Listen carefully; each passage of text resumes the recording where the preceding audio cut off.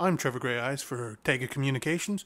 On Monday, July 16th, I headed out to Peguis First Nation. Now, I was there, I picked up my treaty money, and I also accompanied my aunt and my mother, who were there for the Elders Feast that was going on in Peguis at the same time, and I had a chance to talk to the host, Carl Bird, about the event. Yeah, my name's Carl Bird. I'm from Peguis First Nation, treaty number 2081. And I'm the MC today for the elders gathering here in Peguis First Nation. We have a lot of elders out today. It's really a nice day. It's not too hot, kind of overcast. We had rain last night and some rain again early this morning, so it's a little bit cooler out today. So a lot of people came out, and we're gathered today here in our community for the first day of Peguis Treaty. And what we're doing today is we want to recognize and we want to honor the elders of Peguis First Nation. So I would say we have maybe about maybe 200 people today here. And we have elders from the community. We also have elders from the surrounding communities. We have a group in from Fisher River First Nation. We have a number of people from Winnipeg who are Peguis band members, and from Selkirk. So it's really nice, and it's really important, I think, that that Peguis Treaty Days and the working committee for Peguis Treaty Days, that they do have a special day set aside for the elders, because we know and we understand culturally and traditionally that we have to honor and we have to respect the elders. So this is one way of doing it. And what we've done here is that we had like a community feast here, with the elders today.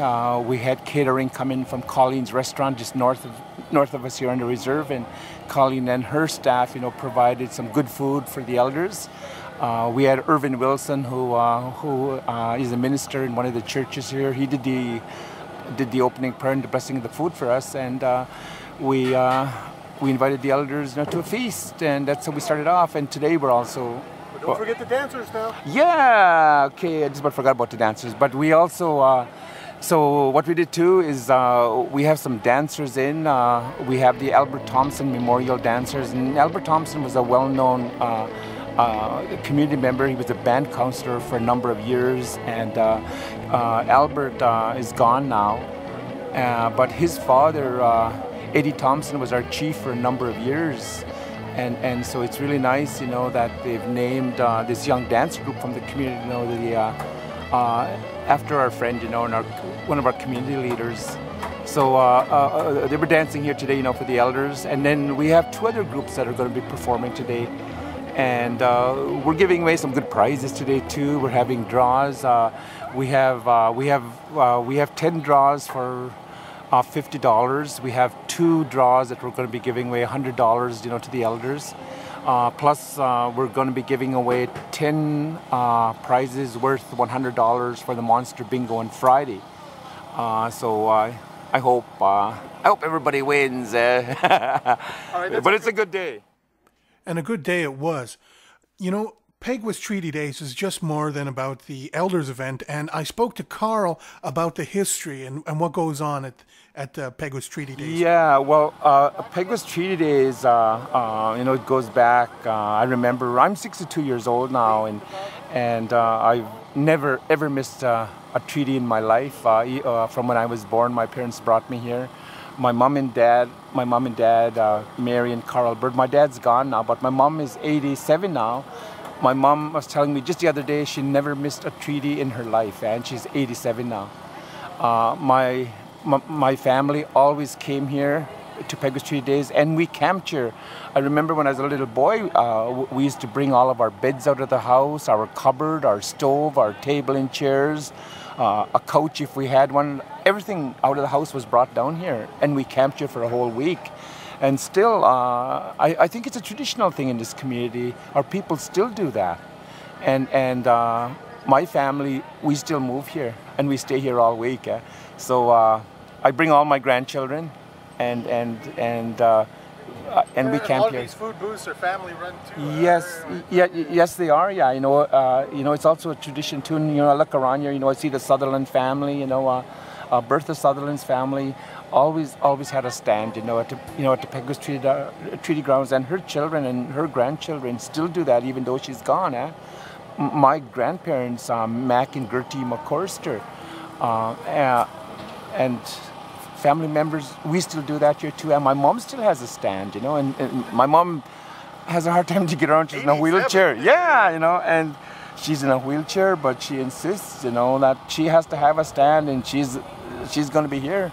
And all of us kids in our family know we have to be there to support our mom, because this is, you know, my mom's getting old, and this is what she wants to do, eh? But you know, it runs all week. You know, we're a lot of our people. Lots of stuff. Powwow. Yeah. Oh, yes. Yes.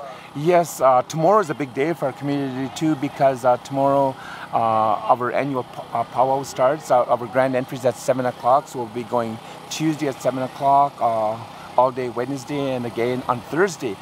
And some of the good things happening at the powwow too is this year on Tuesday at 1 o'clock. On Wednesday at 1 o'clock. I'm sorry. The Peguis School Board is going to be honoring all of the graduates, so there'll be a big presentation, the powwow, for all of the people who graduated from different programs, like, you know, university college programs. So that'll be done on Wednesday at 1 o'clock, and then again Wednesday at 7 o'clock in the evening, right after grand entry, the Peguis band will be honoring and recognizing and giving out the Chief Peguis Memorial award to outstanding community work, and the committee has selected a person from Peguis now, and that person is going to be honored. That person doesn't know yet, you know, so I can't tell you that right now. But that person is going to be recognized and honored at the powwow, and I'm really excited about that, because the family members all know, the families will all be there, her children, her grandchildren, her brothers, her sisters, everybody's going to be there for that. And it's for outstanding community work, like volunteer work in our community. This is our second annual Chief Peguis Memorial Award for outstanding community work. So that's going to be done. So I'm really, really excited about that. There's that's also other draws. You're having concerts throughout the week. Oh, yes, yeah. Hey. Never mind, the Midway is just setting up. Yes, yeah. You know, the Midway is getting ready to go. And of course, you know, the kids in the community are all excited about that. And the really neat thing too, my friend, is that Peguis Band gave all elders 60 and over $100. They started yesterday and today. So I got my $100, eh? I even picked up my wife's, eh? Also to the children of Peguis School who are in school here on the reserve, they also get $100. Eh? So that really comes in handy, because you know what? This is our big celebration. A lot of our people in the reserve are still unemployed, so it really comes in handy, especially for Peguis Treaty Days, because we want our children to have a good time too, and some of the families don't have the money to do that. And so I'm really, really happy that Peguis Band has done that. And I think it's important too, you know, that Peguis Band honor the elders and be able to give them that, you know, that $100. Eh? And of course, they started the treaty payout this morning too, and that's $6 a year. So I never picked that up yet. Anything else to say, Carl? No, but well, yeah, I have lots to say. Anybody who listens, I guess from here to Manitoba to the border, they can come down to Peguis and have a really good time. There's campgrounds here. There's.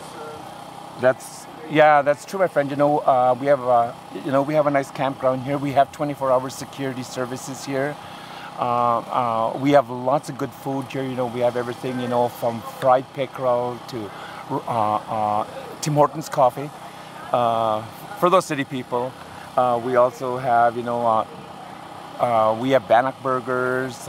We have Indian tacos. So we have some really good food here too. So we invite everybody down here, you know, to Peguis Treaty Days, and come down and have a good time. We're also going to be having live music here every night. Hey, just one more thing I have to mention too.